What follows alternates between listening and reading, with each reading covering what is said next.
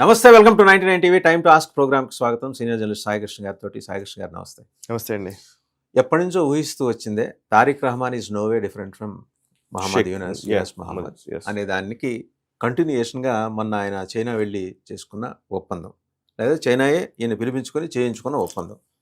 అందులో భాగంగా ఏంటంటే మోంగ్లా పోర్టుని ఈరోజు డెవలప్ చేయడం కోసం, ఒకప్పుడు షేక్ హసీనా ఉన్న సమయంలో మన దాన్ని ఈయన యూనస్ మహమ్మద్ డీలిస్ట్ చేసిన తర్వాత ఇప్పుడు ఆ పోర్టుని కంప్లీట్ బాధ్యత, నిర్మాణ బాధ్యత అంతా వీళ్ళు తీసుకున్నారు, చైనా తీసుకున్నారు. అంటే నెమ్మదిగా వ్యూహాత్మక భాగస్వామ్యం. And as part of belt and road initiative China, Bangladesh, Myanmar మూడు కలిసి చైనా పాకిస్తాన్ ఎకనామిక్ కారిడార్ లాగా సిపెక్ మాదిరి ఇక్కడ ఒకటి డెవలప్ చేయబోతున్నారు.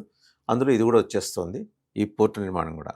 అంటే నెమ్మదిగా భారతదేశాన్ని సఫోకేట్ చేయడానికి కావలసిన వ్యవస్థలన్నింటినీ చైనా ప్రోధి చేసుకుంటుంది. ఇవాళ బంగ్లాదేశ్ని కలుపుకుంది. అండ్ ఈయన కూడా తారిక్ రహమాన్ కూడా తన ఆ ముసుగు తీసేసి చైనాతో జెల్ అయ్యాడు, స్పష్టంగా కనిపిస్తుంది. ఈ పరిణామాలన్నీ మన మీద ఎలాంటి ప్రభావం చూపించబోతున్నాయి? సో మీరు కరెక్ట్గా చెప్పారు. యాక్చువల్లీ షేక్ హసీనా ప్రభుత్వం ఉన్నప్పుడు భారత్తో సఖ్యత ఉండేది. అండ్ షేక్ హసీనా బంగ్లాదేశ్ ప్రధానిగా ఉన్న సమయంలో కొంత భారత్ అనుకూల విధానాలే బంగ్లాదేశ్ అమలు చేస్తూ వచ్చేది, పాకిస్తాన్ వ్యతిరేక విధానాలు ఉండేవి. కానీ షేక్ హసీనా అండ్ ఆ టైంలోనే చైనా ఇన్వెస్ట్మెంట్లు కూడా మొదలు పెట్టింది. యాక్చువల్లీ అప్పటికే షేక్ హసీనా గవర్నమెంట్లో ఉన్నప్పుడే కొంత ఇన్వెస్ట్మెంట్లు మొదలు పెట్టింది. ఢాకా ఎయిర్పోర్ట్ని ఇంటర్నేషనల్ ఎయిర్పోర్ట్గా చేయడానికి, డెవలప్మెంట్ చేయడానికి కావచ్చు, ఈవెన్ చిట్టగాంగ్ పోర్ట్ విషయంలో కావచ్చు. అయితే షేక్ హసీనా భారత్ని స్టేక్స్లో పెట్టి లేదా భారత్కి వ్యతిరేకంగా చైనాతో ఒప్పందాలు చేసుకోలేదు. కొన్ని చైనాతో చేసుకున్నటువంటి ఇన్వెస్ట్మెంట్లు ఉన్నాయి. బట్ భారత్ని, చైనాని కొంత బ్యాలెన్స్ చేసింది షేక్ హసీనా. షేక్ హసీనా గద్దె దిగిన తర్వాత మహమ్మద్ యూనస్ వచ్చిన తర్వాత, as you rightly said, Muhammad Yunus వచ్చిన తర్వాత పూర్తి భారత వ్యతిరేకత ఆయన కలిగి ఉన్నాడు. అండ్ అందులోనూ అమెరికా అనుకూల విధానాలు కలిగి ఉన్నాడు. చైనాకు పూర్తి అనుకూలత అని చెప్పే కంటే పాకిస్తాన్ అనుకూలత ఆయన ప్రదర్శించాడు. ఆ టైంలోనే అసలు యాక్చువల్లీ మహమ్మద్ యూనస్ గవర్నమెంట్ టైంలో అది వాళ్ళ పాలసీ ఉండేది. మహమ్మద్ యూనస్ గవర్నమెంట్ అయిపోయిన తర్వాత ఇంటరిమ్ చీఫ్గా ఆయన ఉన్న టైంలో తీసుకున్న నిర్ణయాల్ని తారిక్ రహమాన్ అమలు చేస్తున్నట్టుగానే కనబడుతుంది స్పష్టంగా. ఇప్పుడు మొన్ననే తారిక్ రహమాన్ ఆయన విదేశీ పర్యటన, మొట్టమొదటి విదేశీ పర్యటన చైనాతో స్టార్ట్ అయింది. సో చైనాకి వెళ్ళి షీ జిన్పింగ్ ని కలిసిన తర్వాత ఇప్పుడు కొత్త ఎకనామిక్ కారిడార్ కి ఒప్పందం ఆల్మోస్ట్ అది ఫస్ట్ చర్చల దశలో ఉంది. అది కార్యరూపం దాల్చడానికి టైం పట్టొచ్చు. బట్ ఎస్, ప్రపోజల్ స్టేజ్ లోకి అయితే వచ్చింది. రెండోది, ప్రపోజల్ని అప్రూవ్ చేసుకున్నారు, ఎంఓయూ వరకు తీసుకున్నారు. అండ్ మాంగ్లా పోర్ట్ని చైనాకి అప్పగిస్తూ ఒప్పందం కూడా చేసుకున్నారు. అసలు యాక్చువల్లీ మాంగ్లా పోర్ట్కి సంబంధించిన విషయాన్ని ఎట్లా అర్థం చేసుకోవాలి అంటే, యాక్చువల్లీ కొన్ని స్టోరీస్ కూడా వచ్చాయి. India loses key Bangladesh port project to China, should Delhi be concerned అని. సో నిజంగానే చైనాకి అప్పగించిన నేపథ్యంలో మాంగ్లా పోర్ట్ని ఎలా మనం ఆలోచించాలి? ఇది మాత్రమే కాదు, ఇప్పుడు ఇంకో కొత్త అంశం వచ్చిందంటే, మాంగ్లా పోర్ట్ పోవడం మాత్రమే కాదు, Bangladesh, Myanmar, China economic corridor కి వాళ్ళు రూపకల్పన చేసుకున్నారు. అసలు ఇందాక మీరు ప్రస్తావించిన సిపెక్ గురించి మనకు తెలవాలి. అసలు ఫస్ట్ సిపెక్ తెలిస్తే ఇది అర్థమవుతుంది. సిపెక్ ఏంటి అని అంటే కనుక చైనా పాకిస్తాన్ ఎకనామిక్ కారిడార్. ఇది చైనా పాకిస్తాన్ ఎకనామిక్ కారిడార్. ఇక్కడ కశ్మీర్ ఉంది, మన భారత భూభాగము. సో ఇది మన భారత భూభాగమే పాకిస్తాన్ కంట్రోల్లో ఉన్నటువంటి గిల్గిట్ బాల్టిస్తాన్. ఇది జిన్జియాంగ్ ప్రావిన్స్ అంటారు. కష్గర్ మీద నుంచి పైన, ఇది టిబెట్ చైనాకు సంబంధించిన ప్రావిన్స్. కష్గర్ నుంచి ఈ గిల్గిట్ బాల్టిస్తాన్ నుంచి ఈ blue line China Pakistan economic corridor అన్నమాట. సో ఇక్కడ నుంచి వచ్చి ఇస్లామాబాద్, లాహోర్ అండ్ కరాచీ, అదేవిధంగా గ్వాదర్. ఈ blue line actually dotted line ఉంది చూసారా, నిజానికి సిపిఈసి అంటే కారిడార్ అంటే ఫస్ట్ ప్రేక్షకులకు చెప్పాలి. కారిడార్ అంటే ఏంటంటే చైనా పాకిస్తాన్తో కలిసి ఈ ఒప్పందం, పాకిస్తాన్ భూమిలో వాళ్ళు రోడ్ నెట్వర్క్స్, రైల్ నెట్వర్క్స్, పోర్ట్లుంటే పోర్ట్ల నిర్మాణము, ఇవన్నీ చైనా ఇన్వెస్ట్ చేస్తుంది. సో ఆ పర్టికులర్ డెవలప్మెంట్ చేస్తుంది అనమాట. దాన్ని బెల్ట్ అండ్ రోడ్ ఇనిషియేటివ్ అంటారు. BRI లో భాగంగా సిపెక్ ని తీసుకొచ్చారు, చైనా పాకిస్తాన్ ఎకనామిక్ కారిడార్ ని తీసుకొచ్చారు. సో చైనా డబ్బులు పాకిస్తాన్ లో ఇన్వెస్ట్ చేస్తుంది, అండ్ పాకిస్తాన్ లో ఇన్వెస్ట్ చేస్తుంది కాబట్టి అక్కడ ఉన్నటువంటి సర్వాధికారాలు చైనాకు ధారాదత్తం చేస్తారు, దఖలు పడతాయి. సో అయితే ఈ డాటెడ్ లైన్ ఉంది చూసారా, యాక్చువల్లీ మొదట ప్రపోజ్డ్ లైన్ ఇది డాటెడ్ లైన్. ఇక్కడ కేపీ అంటే ఈ ప్రస్తుత మన Khyber Pakhtunkhwa. So Khyber Pakhtunkhwa KP. So Khyber పఖ్తూన్ఖ్వాలో గొడవలు నడుస్తున్నాయి కాబట్టి, పాకిస్తాన్ కు వ్యతిరేకంగా అక్కడ టీటీపీ పనిచేస్తుంది కాబట్టి దీన్ని మార్చారు, లైన్ బ్లూ కు తీసుకొచ్చారు, ఇస్లామాబాద్ కనెక్ట్ చేసుకున్నారు. అండ్ ఇప్పుడు ఇదంతా ట్రైబల్ ఏరియాస్, ఇవన్నీ ఫటా అంటారు, ఫెడరల్లీ అడ్మినిస్టర్డ్ ట్రైబల్ ఏరియాస్, ఇవన్నీ ట్రైబల్ ఏరియాస్, దీన్ని అవాయిడ్ చేశారు. అండ్ బలూచిస్తాన్ లో సమస్య ఉంది, సిపెక్ పేరిట ఇక్కడ వాళ్ళు అరాచకాలు చేస్తున్నారని బలూచిస్తాన్ లిబరేషన్ ఆర్మీ ఒప్పుకోవట్లే. సో దాన్ని మార్చారు, రూట్ మార్చి ఇస్లామాబాద్, లాహోర్ మీదుగా ఇట్లా సింధు ప్రావిన్స్ నుంచి కరాచీ, గ్వాదర్ కనెక్ట్ చేశారు. అసలు ఈ గ్వాదర్ ఎందుకు ఇంపార్టెంట్ అనేది మనం ఒకసారి చూద్దాం. ఇక్కడ మనం ఇది గూగుల్ ఎర్త్ లో చూస్తే ఇక్కడ గ్వాదర్ ఉంది, ఇది మన భారతదేశము, అరేబియా సముద్రము, ఇటువైపు Persian Gulf. So Gwadar most strategic point. And ఇక్కడ కరాచీ కూడా ఉంటుంది. సో ఇది కరాచీ. ఈ కరాచీ, గ్వాదర్ రెండిటికి చైనాకి యాక్సెస్ వచ్చింది. సరే, ఈ గ్వాదర్ అనేది పూర్తిగా ఇప్పుడు చైనా కంట్రోల్లోనే ఉంది. అంటే అర్థం ఏంటి, ఇప్పుడు చైనాకి సంబంధించినటువంటి ఇప్పుడు ఆయిల్ షిప్మెంట్స్ ఏమన్నా వచ్చినాయి అనుకోండి, మామూలుగా వాళ్ళు ఎలా వెళ్ళాలి, వాళ్ళ షిప్మెంట్స్ ఎట్లా వెళ్తాయి, ఈ పర్టికులర్ ఈ రెడ్ సీ నుంచి వస్తే ఇటువైపు నుంచి, కింద నుంచి ఈ మలక్కా స్ట్రైట్ నుంచి వెళ్ళిపోవాలి, లేదంటే ఈ పర్షియన్ గల్ఫ్ నుంచి వచ్చిన అరేబియన్ ఓషన్ నుంచి మన కింద నుంచి ఇలా వెళ్ళాలి చైనాకి వెళ్ళాలంటే. అటువైపు చైనా ఉంది కాబట్టి. సో ఇప్పుడు వాళ్ళకి అవసరం లేకుండా ఈ గ్వాదర్ ని డెవలప్ చేశారు కాబట్టి, గ్వాదర్ నుంచి డైరెక్ట్ గా ఇందాక నేను చూపించినటువంటి ఈ కారిడార్ మీదుగా వాళ్ళ road networks, rail networks build చేసుకుని ఇటువైపు నుంచి చైనాకి తరలించడం కోసం ఒక మార్గం, ఆ మొత్తం ఈ సముద్ర మార్గం కంప్లీట్ అవాయిడ్ చేయొచ్చు అని. అండ్ వీళ్ళకు ట్రేడ్ మాత్రమే కాదు, మనం పోర్ట్ నిర్మాణం జరుగుతోంది అని అంటే దాని అర్థం ఏంటి అని అంటే అది ఖచ్చితంగా డిఫెన్స్ అవసరాల కోసం వాడతారు. అక్కడ నావల్ ఫ్లీట్ తీసుకొచ్చి పెట్టుకుంటారు 100%. చైనా వాడు పెట్టుకుంటారు. సో అరేబియన్ ఓషన్ కి వాళ్ళకి యాక్సెస్ దొరికింది అన్నట్టు, గోదావరి వల్ల అరేబియన్ ఓషన్ కి వాళ్ళకి యాక్సెస్ దొరికింది. ఇప్పుడు వాళ్ళు బే ఆఫ్ బెంగాల్ మీద దృష్టి పెట్టారు, బంగాళాఖాతం మీద దృష్టి పెట్టారు. ఇది బంగాళాఖాతం, ఇక్కడ వాళ్ళు దృష్టి పెట్టారు. నేను ఇక్కడ చాలా ట్యాగ్ చేసి పెట్టాను, కన్ఫ్యూజన్ అక్కర్లేదు, నేను వీటి గురించి ఎక్స్ప్లెయిన్ చేస్తాను. సో ఇప్పుడు నేను ఇందాక చెప్పినటువంటి మాంగ్లా పోర్ట్ ని ఇప్పుడు బంగ్లాదేశ్ ప్రధాని తారిక్ రహమాన్ చైనాకి అప్పగిస్తున్నారు. సో మనం యాక్చువల్లీ ఇండియాకి ఇవ్వాల్సింది, దాన్ని యుఎస్ గవర్నమెంట్ ఉన్నప్పుడు డీలిస్ట్ చేశారు, ఇండియాకి ఇవ్వము అని చెప్పి తేల్చాడు. ఆ వాక్యూమ్ ని ఇప్పుడు చైనా ఫిల్ చేస్తోంది. సో ఇప్పుడు తారిక్ రహమాన్ మాంగ్లా పోర్ట్ ని ఇచ్చేస్తున్నాడు. ఇప్పుడు చూడండి, ఇది మాంగ్లా పోర్ట్ ఎక్కడుందో చూడండి, చాలా స్ట్రాటజిక్ పాయింట్. కోల్కతాకి ఇది 130 కిలోమీటర్ల ఏమో దూరంలో ఉంటుంది అంతే. కోల్కతా ఇక్కడ ఉంది, మాంగ్లా పోర్ట్ వాళ్ళు డెవలప్ చేస్తున్నారు, చైనాకి ఇచ్చేస్తారు. సుందర్బన్స్ అంటారు, చిన్న చిన్న పాయలుగా నది. అంటే ఇప్పుడు ఇమీడియట్ గా జరగకపోవచ్చు, but they will have that access. Definite గా రాబోయే రోజుల్లో అక్కడ తీసుకొచ్చి ఆ పోర్ట్ డెవలప్ చేసినప్పుడు తీసుకుని మళ్ళీ నావల్ ఫ్లీట్ అక్కడ పెట్టుకుంటారు. ఎగ్జాక్ట్లీ. అండ్ ఈ మాంగ్లా పోర్ట్ ఒకటి, ఇప్పుడు ఈవెన్ చిట్టగాంగ్ పోర్ట్ కూడా, చట్టగ్రామ్ పోర్ట్, ఈ పోర్ట్ కూడా ఇప్పుడు చైనాకి ఇచ్చే అవకాశమే కనబడుతోంది. అక్కడ మన ఇంట్రెస్ట్ కూడా కొంత ఉన్నాయి, బట్ మనకంటే కూడా ఇప్పుడు చైనా కొంచెం బుల్డోజ్ చేస్తుంది కాబట్టి, వాళ్ళు ఎక్కువ డబ్బులు వెదిలిస్తారు కాబట్టి తారిక్ రహమాన్ అటువైపు మొగ్గు చూపే అవకాశం కనబడుతోంది. సో రెండోది ఇది కాక ఇప్పుడు అసలు యాక్చువల్లీ ఇప్పుడు ఇందాక మనం మాట్లాడాం ఎకనామిక్ కారిడార్, ఇందాక సిపిఈసి గురించి చెప్పుకున్నాం కదా. ఇది CPEC, China Pakistan economic corridor. West side మన ఉన్న పరిస్థితి కదా, కారిడార్ నిర్మిస్తున్నారు. ఇప్పుడు ఈస్ట్ వైపు చూస్తే ఇప్పుడు ఏం చేద్దాం అనుకుంటున్నారంటే, చైనాకి సంబంధించినటువంటి యునాన్ ప్రావిన్స్ అని ఉంది సార్, ఇది కున్మింగ్ అనే ప్లేస్. ఇది ఎంత చైనా నుంచి ఇది మయన్మార్, రైట్, ఇది మయన్మార్. సో చైనాలోని కున్మింగ్, యునాన్ ప్రావిన్స్ లో ఉన్నటువంటి కున్మింగ్ అండ్ మాండలే, ఇది మయన్మార్ లోని మాండలే. అండ్ మాండలే తర్వాత ఇక్కడ ఒకటి యాంగోన్ అనే ఒక పోర్ట్ ఉంది, యాంగోన్. అండ్ ఇక్కడ ఉన్నటువంటి క్యాప్కు, ఈ పోర్ట్, ఈ క్యాప్క్యూ కానివ్వండి and at the same time Yangon కానివ్వండి, ఇవి రెండు at the same time Mandalay port. So Mandalay city, ఇట్లా ఒక road network, rail network build చేస్తున్నారు. అండ్ ఇది స్ప్లిట్ అవుతుంది అనమాట, మాండలే నుంచి ఓవైపు క్యాప్క్యూ, రెడ్ కలర్ లో ఉంది క్యాప్క్యూ, అండ్ యాంగోన్ ఒకటి ఉంది, ఈ రెండు స్ప్లిట్ అవుతాయి. రోడ్ నెట్వర్క్ మాండలే నుంచి ఒక నెట్వర్క్ ఇట్లా వస్తుంది, ఒక నెట్వర్క్ ఇట్లా వస్తుంది, both road and rail. And వాళ్లకు సంబంధించి పాకిస్తాన్ బంగ్లాదేశ్ కి సంబంధించినటువంటి భూభాగాలు ఇవి రెండు రెడ్ కలర్ లో పెట్టాను నేను, చట్టగ్రామ్ పోర్ట్, కాక్సెస్ బజార్, రైట్. సో ఇప్పుడు మీరు కొంచెం జూమ్ అవుట్ చేస్తాను. ఇప్పుడు చూడండి, వాళ్ళదేంటి మాండలే ఇక్కడ ఉంది, మాండలే నుంచి కిందకి ఓకే రోడ్ నెట్వర్క్, మాండలే నుంచి డైరెక్ట్ గా కాక్సెస్ బజార్ కి లేదా చిట్టగాంగ్ పోర్ట్ కి వాళ్ళు కనెక్ట్ చేయాలనేది లెక్క. అంటే అది ఏదో రోడ్ రైల్ నెట్వర్క్. సో ఒకవేళ కనెక్ట్ చేయడం అంటే అర్థం ఏంటి, ఇప్పుడు ఇప్పుడు వీళ్ళు మాండలే వరకు వచ్చింది ఇది కారిడార్, ఇప్పుడు ప్రపోజల్ స్టేజ్ లోనే ఉంది. ఇది అమల్లోకి వచ్చే టైంకి ఒక ప్రతిబంధకం ఉంది, అదేంటి అని చెప్తాను. ఇప్పుడు మధ్యలో బ్లూ కలర్ లైన్స్ ఉన్నాయా, ఇది మనము మయన్మార్ కి, ఇండియా మయన్మార్ మధ్య కాలాదాన్ మల్టీ మోడల్ ప్రాజెక్ట్ అని ఒకటి మనం పెట్టుకున్నాం. కేఎంఎంపీ. సో కాలాదాన్ మల్టీ మోడల్ ప్రాజెక్ట్ ఏంటంటే ఇప్పుడు ఇక్కడ కోల్కతా ఉంది కదా, కోల్కతా నుంచి ఈ సీ రూట్ లో మనం సిత్వేకి వస్తాం. సిత్వే మనమే డెవలప్ చేస్తున్నాం. మయన్మార్ సంబంధించిన సిత్వే మనం డెవలప్ చేస్తున్నాం.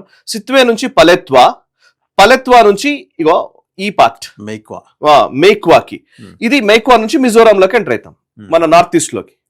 మన ప్రాజెక్ట్ ఏంటంటే కలకత్తా నుంచి ఈ సీ రూట్ లో ఇక్కడ వరకు వచ్చి ఇక్కడ నుంచి రోడ్ నెట్వర్క్ వేయాలి. అయితే మయన్మార్ లో ఆర్మీ జుంటా వచ్చిన తర్వాత, మయన్మార్ లో అస్థిర వాతావరణం ఉంది కాబట్టి, రాజకీయంగా ఎవరు స్ట్రాంగ్ గా అక్కడ ప్రభుత్వాలు లేవు కాబట్టి, ఇప్పుడు మయన్మార్ లో ఆర్మీ జుంటా మొన్నటిదాకా ఉంది, వాళ్ళంతా ఇంటర్నల్ ఫైట్స్ తోటే సతమతమైన పరిస్థితి. సో ఈ నేపథ్యంలో మొన్న ఆ పర్టికులర్ ప్రెసిడెంట్ మన దగ్గరకు వచ్చారు.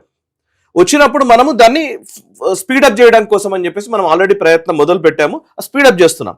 అంటే నార్త్ ఈస్ట్ మన ఈశాన్య రాష్ట్రాలకి కనెక్ట్ చేసేటువంటి ఒక పద్ధతి ఇది. అంటే అర్థం ఏంటి, మనం ఇది కనుక ఫినిష్ చేసుకుంటే బంగ్లాదేశ్ ని మనం ఐసోలేట్ చేయొచ్చు. రైట్. ఒకవేళ బంగ్లాదేశ్ ని పొద్దున ఏమన్నా పిచ్చి చర్యలకు డౌట్, ఇప్పుడు మయన్మార్ రెండు దేశాలను ఎలా బ్యాలెన్స్ చేసుకుంటారు? ఇప్పుడు అది క్వశ్చన్. అదే ఇప్పుడు ఏమైందంటే ఈ రోజు జరిగిన ఇప్పుడు రీసెంట్ డెవలప్మెంట్ ఏంటంటే Myanmar will be under pressure. Exactly. Tarique Rahman చైనాకి వెళ్ళి ఒప్పందం చేసుకున్న తర్వాత ఇప్పుడు మయన్మార్ కి ఏంటంటే ఈ మాండలే వరకు ఇవ్వగలుగుతారు, వాళ్ళు అటువైపు ఇస్తారు. అటువైపు ఏంటంటే కున్మింగ్ ఈ ఏరియా అంతా కూడా నిజంగా చెప్పాలంటే అక్కడ రేర్ ఎర్త్స్ ఎక్కువ ఉంటాయి. మయన్మార్ సమయం రేర్ ఎర్త్స్ మొత్తం చైనానే కంట్రోల్ చేస్తారు, వాళ్ళే తీసుకుంటున్నారు, వాళ్ళు దోచుకుంటున్నారు. ఒక చెర్నోబిల్ తయారైంది కదా, ఆల్మోస్ట్ చైనా వాడు చేసిన దాని వల్ల. సో ఇప్పుడు ప్రాబ్లం ఏంటంటే ఆల్రెడీ మయన్మార్ భారత్ మధ్య ఉన్నటువంటి కాలాదాన్ మల్టీ మోడల్ ప్రాజెక్ట్ ఒకటి ఉంది కాబట్టి దీన్ని కట్ చేస్తూ వాళ్ళు ఇస్తారా, లేదు మీరు మాండలే నుంచి ఇప్పుడు కింద క్యాప్క్యూకి వచ్చేసి ఇటువైపు నుంచి కావాలంటే కాక్సిస్ బజార్ కి లింక్ చేసుకుంటారా, అలా డిసైడ్ చేస్తారు. మధ్యలో మన నెట్వర్క్ ఒకటి ఉంది కదా, అలా చేసుకున్నారు. అంటే sea route is different, but road way is different కదా, రోడ్ నుంచి తీసుకెళ్లడం వేరు. ఇక్కడ నుంచి సీ రూట్ పెట్టుకోండి అనొచ్చు. ఇప్పుడు ఇక్కడ క్వశ్చన్ ఏంటంటే మన కాలాదాన్ మల్టీ మోడల్ ప్రాజెక్ట్ నుంచి కాక్సిస్ బజార్ కి. సో ఇక్కడ ఈ ఇష్యూ నడుస్తున్న టైంలోనే అంటే బేసికలీ ఇప్పుడు మన కాలాదాన్ మల్టీ బ్లూ కలర్ వన్నీ మనం డెవలప్ చేస్తున్నాం, రెడ్ కలర్ వన్నీ ఇప్పుడు చైనా బంగ్లాదేశ్ మధ్య మయన్మార్ మధ్య ఉన్నటువంటి కారిడార్ సంబంధించిన ప్రపోజల్స్. ఇందులో ఇంకొక అంశం ఉంది, ఇక్కడ కొంచెం డార్క్ బ్లూలో పెట్టాను సెయింట్ మార్టిన్ ఐలాండ్ అని. ఇది అమెరికా అడుగుతోంది. మీరు చూడండి, ఓవైపు చైనా, ఓవైపు బంగ్లాదేశ్, భారత్, మయన్మార్, మధ్యలో అమెరికా. వాడు ఎట్టొచ్చాడంటే అమెరికా వాడు ఇల్లు కాలు ఒకటి ఏడుస్తుంటే చుట్ట అంటించుకోవడానికి వచ్చినట్టు వచ్చాడు. సో ఇప్పుడు జరుగుతున్నటువంటి ఈ మొత్తం వ్యవహారంలో మనకు కనబడుతుంది ఇది. సో ఇక మనకు ఇంకొక అంశం ఉంది ఇందులో. ఇప్పుడు మీకు ఎల్లో కలర్ లో ఒక లైన్ ఉంది చూసారా, ఇదేంటంటే మనము రైల్ నెట్వర్క్స్, ఈవెన్ చైనా మాత్రమే కాదు అసలు యాక్చువల్లీ భారత్ చాలా స్పీడ్ గా రైల్ నెట్వర్క్స్, రోడ్ నెట్వర్క్స్, బ్రిడ్జ్లు, టన్నెళ్లు అద్భుతంగా డెవలప్ చేస్తున్నాం. మనం అసలు సమస్య లేదు, మనం చాలా తక్కువ టైంలో చాలా విపరీతమైన త్వరితగతిన మన డెవలప్మెంట్ యాక్టివిటీస్ జరుగుతున్నాయి. ఇప్పుడు ఇక్కడ ఇది సిలిగురి కారిడార్, మీకు తెలుసు కదా సిలిగురి కారిడార్. ఈ చిన్న స్ట్రెచ్ ఇంపార్టెంట్. సో ఈ చిన్న స్ట్రెచ్ ని కట్ చేయాలనేది అందరి దృష్టి. యాక్చువల్లీ ఇప్పుడు భూటాన్ కానివ్వండి, ఇటు నేపాల్ కానివ్వండి, అటు పైన ఉన్నటువంటి చైనాకు సంబంధించినటువంటి వ్యాలీ కానివ్వండి, చుంబి వ్యాలీ కానివ్వండి, ఇటు కింద ఉన్న బంగ్లాదేశ్ కానివ్వండి, ఈ నాలుగు దేశాలకు సంబంధించినటువంటి సరిహద్దుల మధ్య ఉన్నటువంటి సిలిగురిని కట్ చేసి ఆ నార్త్ ఈస్ట్ ని కబళించాలనేది ప్లాన్. సో మనం నార్త్ ఈస్ట్ కి మనం వేసుకోవాల్సిన రోడ్ వేస్ అన్ని వేసుకుంటున్నాం. ఇప్పుడు గౌహతి నుంచి రైల్వే స్టేషన్ నుంచి ఇప్పుడు ఇక గౌహతికి ఇటు జల్పాయిగిరి నుంచి రైల్ నెట్వర్క్ అయింది, ఇక్కడ నుంచి మనం మిజోరాం కి కనెక్ట్ చేసుకున్నాము. సో ఆల్మోస్ట్ ఈ ఏరియా మొత్తం మన rail networks, road networks speed గా బిల్డ్ అవుతున్నాయి. ఇక్కడ జపాన్ ఇన్వెస్ట్ చేస్తోంది, మనం దాని గురించి రేపు మాట్లాడదాం. యాక్చువల్లీ జపాన్ ప్రధాని సనాయి తకైచి వచ్చారు కదా, ఆమె అంటే జపాన్ ఏం చేస్తోందంటే వాళ్ళ చైనాకి సంబంధించిన కంట్రోల్ ఉండకూడదు అని, చైనా గనక ఈ పార్ట్ వెళ్ళిపోతే వెరీ స్ట్రాటజిక్ మూవ్ అది. స్ట్రాటజికల్ వాళ్ళకి కష్టం అవుతుంది. వాళ్ళకి ఎందుకు కష్టం అవుతుంది అంటే ఇప్పుడు సమస్య ఏంటి అని అంటే ఇది భారత్ కి సంబంధించిన విషయమే కాదు. ఇప్పుడు భారత్ ఏం చేసిందంటే చాలా తెలివిగా ఒక పావు కదిపి మనం ఏం చేసామంటే ఇది భారత్ సమస్య కాదు, ఎందుకంటే చైనా గ్వాదార్ని వాళ్ళు తీసుకున్నారు, పాకిస్తాన్ కట్టబెట్టింది, ఇవాళ బంగ్లాదేశ్ కూడా చైనాకి కట్టబెట్టేస్తే ఇప్పుడు ఈ Arabian ocean and Bay of Bengal లో కూడా వాళ్ళకి యాక్సెస్ వస్తే, సో రేపు పొద్దున ఈ పార్ట్ లో మనం ఏం చేయం, మనం చాలా ఫ్రెండ్లీగా ఉంటాం అన్ని దేశాలతోటి, ఈ ట్రేడ్ ని ఆపే ఒక దరిద్రపు అలవాటు మనకేం లేదు. రేపు పొద్దున ఒక ఇబ్బంది వస్తే జపాన్ కి చైనాకి అసలు పడదు కాబట్టి, సో చైనా కనుక ఇక్కడ కంట్రోల్ చేస్తే, చైనా ప్రెజెన్స్ పెరిగిపోతే జపాన్ కి ప్రమాదం. సో జపాన్ ఏమనుకుంటుందంటే ఈ ఈశాన్య రాష్ట్రాలని భారత్ దగ్గరే ఉంచాలని ఈశాన్య రాష్ట్రాల్లో డెవలప్మెంటల్ యాక్టివిటీస్ కి వాళ్ళు ఇన్వెస్ట్ చేస్తున్నారు. మనం ఆ పర్టికులర్ జపాన్ ఏం చేస్తుంది అన్నది రేపు మనం మాట్లాడదాం. బట్ చూస్తే మీరంటే ఏంటంటే ఇప్పుడు ఫస్ట్ వాళ్ళకు అరేబియన్ ఓషన్ కి యాక్సెస్ వచ్చింది, ఇప్పుడు బే ఆఫ్ బెంగాల్ యాక్సెస్ కోసం అని ఈ ప్రయత్నాలు జరుగుతున్నాయి. చైనా చేస్తుంది, అటు పాకిస్తాన్ ఇటు బంగ్లాదేశ్ ని పాకిస్తాన్ ని వాడుకుంటుంది. ఎగ్జాక్ట్లీ. సో ఇప్పుడు ఇక్కడ ఎల్లో కలర్ లైన్స్ చూస్తే చూడండి, మనం Vizag eastern naval command, Vizag ఏం చేస్తుంది, ఇప్పుడు మన వార్షిప్స్ కానీ మన నావల్ ఫ్లీట్ కానీ ఏం చేస్తాం, ఇప్పుడు సిత్వే కావచ్చు, ఇక్కడ ఉన్నటువంటి అండమాన్ నికోబార్ కావచ్చు, ఈ ఏరియా మొత్తం మన కంట్రోల్లోనే ఉంది. రేపు ఒకవేళ చైనా కనుక ఈ మాంగ్లా పోర్ట్ వెళ్ళిపోయి, కాక్సెస్ బజార్ వెళ్ళిపోయి, చిట్టగాంగ్ వెళ్ళిపోయి, క్యాప్క్యూ, యాంగోన్ ఇవన్నీ వెళ్ళిపోతే వాళ్ళ ప్రెసెన్స్ తీవ్రంగా పెరుగుతుంది, మనం కొంచెం బలహీనపడే అవకాశం ఉంటుంది. సో అందుకే మనం ముందస్తుగానే ఇప్పుడు ఈ కాలాదాన్ మల్టీ మోడల్ ప్రాజెక్ట్ ని మనం వదిలే ప్రసక్తి ఉండదు నాకు తెలిసి. ఇప్పుడు ఎలాంటి మూవ్స్ చేయాలి అంటే డిప్లొమసీ ఎప్పుడు కూడా దీని ఏమంటారంటే అండి, నిజంగా ఒక రకంగా చెప్పాలంటే ఇది డిటరెన్స్ స్ట్రాటజీ అంటారు. అంటే మనము ఎదుటివాడు మన మీద అటాక్ చేస్తాడు అనే అణ్వస్త్రాలు ఎందుకు తయారు చేసుకుంటారు అందరూ, నా దగ్గర అణ్వస్త్రాలు ఉన్నాయని చెప్పడం వల్ల ఎదుటివాడు నా మీద అటాక్ చేయడు, అవుతాడు. నిరోధించడం, శత్రువు మన పైన దాడి చేయకుండా నిరోధించడం అనేది చాలా ముఖ్యం డిప్లొమసీలో. సో ఆ నిరోధించే పనే ఎక్కువ జరుగుతుంది డిప్లొమసీలో, అదే మనం చేస్తున్నాం రెగ్యులర్ గా. సో ఈ ఎంటైర్ ఎపిసోడ్ లో చైనా మూవ్స్ ని బట్టి మన స్పందన అంటే రెగ్యులర్ గా, అంతే, ఇది రెగ్యులర్ యాక్టివిటీ ఎక్సర్సైజ్. ఇప్పుడు తారిక్ రహమాన్ అక్కడ ఏదో వాళ్ళు ఆఫర్ చేస్తారు, మరి తారిక్ రహమాన్ మనం ఏం ఆఫర్ చేస్తామో తెలియదు. సో ఇప్పుడు ఇంతే, అక్కడ గవర్నమెంట్ మారుస్తామా, మనం అక్కడ ఏమైనా వేరేటోడు వస్తాడు. ఇప్పుడు అందుకే చూసారు మీరు ఎగ్జాంపుల్ సప్లై మనమే కదా చేస్తుంది. ఎగ్జాక్ట్లీ. అండ్ ఇంకోటి చూస్తే మీరు రీసెంట్ గా జస్ట్ నెల క్రితం అనుకుంటాను షేక్ హసీనా ఒక స్టేట్మెంట్ ఇచ్చింది, వారం 10 రోజుల క్రితమే, నేను ఈ సంవత్సరం బంగ్లాదేశ్ వెళ్తానని. ఏం జరుగుతుందో తెలియదు. ఇవాళకి కూడా అవామీ లీగ్ కి పూర్తిగా వాళ్లకు అవకాశం లేని పరిస్థితి ఏం లేదు, వాళ్ళకి ఇంకా ఇప్పటికీ క్యాడర్ ఉంది, అక్కడ ఉంది. సో షేక్ హసీనా ఒకవేళ రిటర్న్ వెళ్ళిపోతే పరిస్థితులు మారచ్చు. అంటే అది వెళ్ళిపోయే ముందు అక్కడ ఎటువంటి పరిస్థితులు వస్తాయో తెలియదు. సో ఎవరి ఇంట్రెస్ట్ వాళ్ళకు ఉంటాయి, మనం ఏం క్వైట్ గా కూర్చోవట్లేదు. ప్రేక్షకులకు అర్థం కావాల్సింది ఏంటంటే గత 70 సంవత్సరాలుగా మనం క్వైట్ గా ఉన్నాం, ఎవరన్నా ఏమన్నా చేసుకొని ఎవరన్నా ఎలాగైనా ఉండని. ఇప్పుడు బికాస్ పాకిస్తాన్ కి F-16 ఇస్తుంటే మనం ఒక మాట మాట్లాడలేదు, కామ్గా కూర్చున్నాం. బికాస్ నాకు అక్కర్లేదులే, నేను వాడితో గొడవ పెట్టుకోను, వాడికి కావాల్సినప్పుడల్లా వచ్చి యుద్ధాలు చేసిపోతాడు, వదిలేద్దాం అనుకున్నాం. ఈసారి మనం అనుకోవట్లేదు, మారింది. పాస్ట్ 12 years మనము నువ్వు ఎన్ని మూవ్స్ చేస్తావో అంతకంటే ఎక్కువ మూవ్స్ నేను కూడా చేయగలను అని మోదీ గారు యాక్చువల్లీ అమలు చేస్తున్నారు, చెప్పడమే కాకుండా అమలు చేయాలి. సో ఇదండి మొత్తానికి ఏంటంటే చైనా అటు అరేబియా మహాసముద్రం, ఇటు బే ఆఫ్ బెంగాల్, ఈ 2 చోట్ల కూడా తన ప్రజెన్స్ని పెంచుకోవడానికి చేస్తున్న ప్రయత్నాల్లో భాగమే ఈరోజు చైనా బంగ్లాదేశ్తో చేసుకున్న ఒప్పందం కావచ్చు, అలాగే మయన్మార్తో కలిపి బంగ్లాదేశ్, మయన్మార్ అండ్ చైనా కలిపి ఒక ఎకనామిక్ కారిడార్ని నిర్మించే ప్రయత్నం. దాంట్లో BRIలో భాగంగా బెల్ట్ అండ్ రోడ్ ఇనిషియేటివ్లో భాగంగా రోడ్లు, రైలు మార్గాలు, పోర్ట్లు, ఎయిర్పోర్ట్లు, అది కూడా దాంట్లో కూడా వస్తారు. ఇదంతా ఏంటి, కబ్జా పెట్టే ప్రయత్నం. అది వాళ్ళకి అర్థం కాదు, ఇప్పుడే అర్థం కాదు, పూర్తిగా కోల్పోయిన తర్వాత తెలుస్తుంది. ఎలాగో వీళ్ళు ఇన్వెస్ట్ చేస్తారు, అప్పులు తీర్చలేరు, సో వాటిని స్వాధీనం చేసుకోవటం. అది వాళ్ళకి కాదు నష్టం, ప్రధానంగా మనకి నష్టం. మన దేశాన్ని చుట్టుముట్టి ఉన్న ఇలాంటి చిన్న చిన్న దేశాలన్నీ కలిపి చైనా కంట్రోల్లోకి వెళ్తే మనల్ని బాగా సఫికేట్ చేయొచ్చు. బట్ అలాగని మనం ఖాళీగా కూర్చున్నామా, లేవు. ఎప్పటి నుంచి లేవు, గడిచిన 12 ఏళ్ళ నుంచి లేవు. 70 ఏళ్ళ పాటు ఎలా నడిచింది అనేది పక్కన పెట్టండి, ఈ 12 ఏళ్ళ నుంచి అయితే లేవు. వాళ్ళ మూవ్స్కి మన కౌంటర్ మూవ్స్ ఎంత బలంగా ఉన్నాయనేదే ఇప్పుడు సాయికృష్ణ గారు అందులో ఆ మ్యాప్స్ చూపిస్తూ, గూగుల్ ఎర్త్ మ్యాప్స్ చూపిస్తూ చేసిన ప్రయత్నం. మనం ఎంత బలంగా ఉన్నాం అండ్ మనం ఏమేమి డెవలప్ చేస్తున్నాం. అండ్ కలకత్తాకి 130 కిలోమీటర్ల దూరంలో ఉన్న మొంగ్లా పోర్ట్ని చైనా టేక్ ఓవర్ చేయడం ద్వారా, అంటే టేక్ ఓవర్ అంటే వీళ్ళు వెళ్ళి అప్పగించి వచ్చారు, వీళ్ళకి 2 పూట్ల అన్నం తినడానికి కావాల్సిన డబ్బులు ఆడిస్తానన్నప్పుడు ఇచ్చారు. అది మనకి ప్రమాదకరమైన అంశం. అలాగని మనం ఖాళీగా కూర్చోలేదు, మనం ఏం చేయాలి దానికి కౌంటర్. బే ఆఫ్ బెంగాల్లో ఏం చేయాలి అండ్ అలాగే అరేబియా మహాసముద్రంలో ఏం చేయాలి. ఆల్రెడీ ENC మనకు చాలా బలంగా ఉంది, ఈస్టర్న్ నావల్ కమాండ్ విశాఖపట్నంలో ఉంది.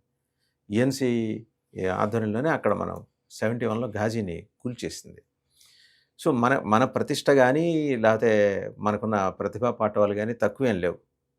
వాళ్ళంత నేరుగా వస్తున్నప్పుడు మనం ఖాళీగా లేమనే ఇండికేషన్ ఆల్రెడీ ప్రధానమంత్రి మోడీ మొన్న మధ్య కలకత్తాలోనే 3 వార్షిప్స్ని కమిషన్ చేసిన సందర్భంలో ప్రకటించారు. వాస్తవంగా అది నేవీ చీఫ్ చేయొచ్చు, డిఫెన్స్ మినిస్టర్ చేయొచ్చు, యూనియన్ డిఫెన్స్ మినిస్టర్.